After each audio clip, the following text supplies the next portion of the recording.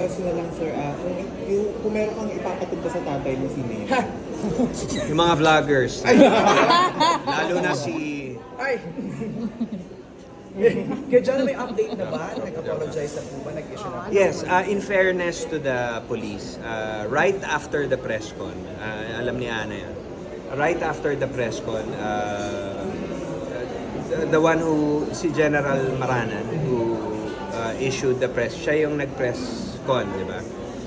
Called me right away. He got hold of my number. Personally, sabi niya, Jano, napanood ko yung press con mo and ako mismo personally nag-apologize sa'yo. And huwag ka mag-alala, mali talaga yon at huwag ka mag-alala, mag-i-issue kagad ako ng press release. So nakadaan yun kaya? Oh, of course. And he sounded sincere.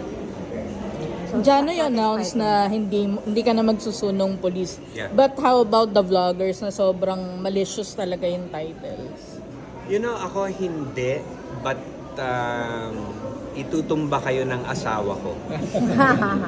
Si Bing ang medyo mainit ang ulo sa mga yeah. So, Sabi niya, Bin? parang gusto niyang habulin eh. Parang gusto niyang sumampol ng isa eh.